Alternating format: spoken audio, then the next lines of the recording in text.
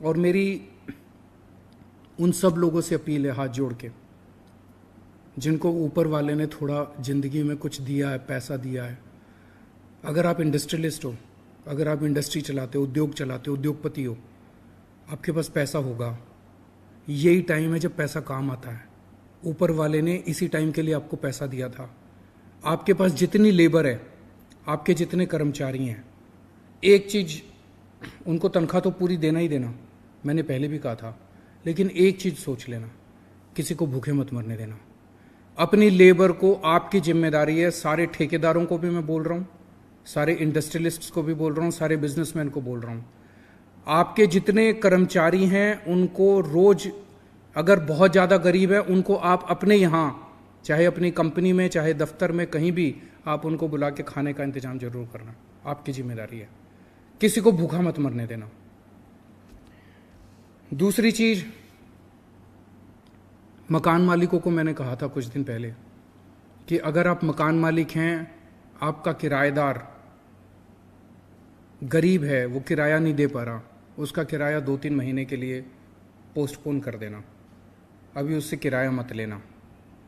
आज मैं आपसे सारे दिल्ली के मकान मालिकों से अपील कर रहा हूँ, अगर आप मेरे को अपना बेटा मानते हो, अगर आप मेरे को अपना भाई मानते हो, तो आज जितने मकान मालिक हैं सब लोग अपने अपने किराएदारों से बात करना और उनको कहना कि चिंता मत करो, हम आपके साथ हैं, हम आपको किराया देने के लिए मजबूर नहीं करेंगे।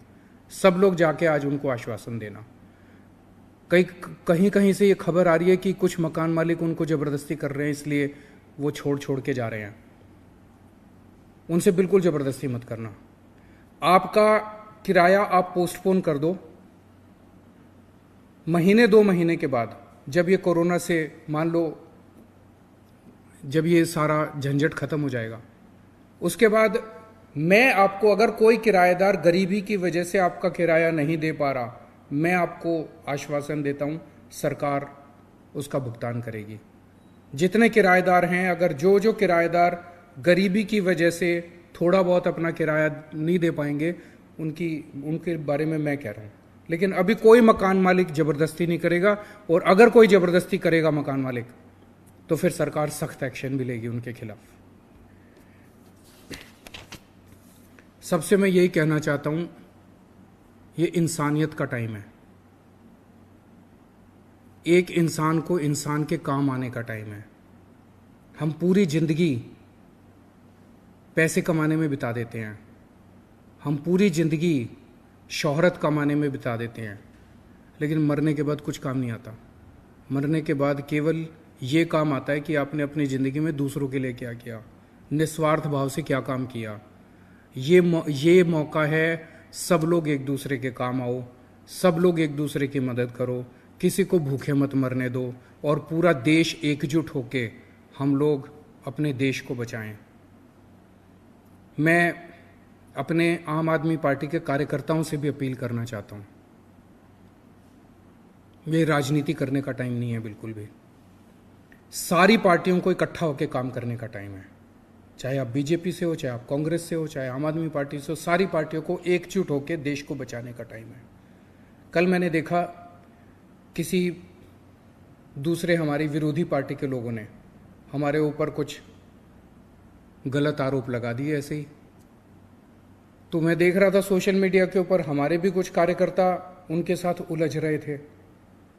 हमें उलझना नहीं है, जो कोई कुछ कह रहा है कहने दो, हमें बिल्कुल चिंता नहीं करनी।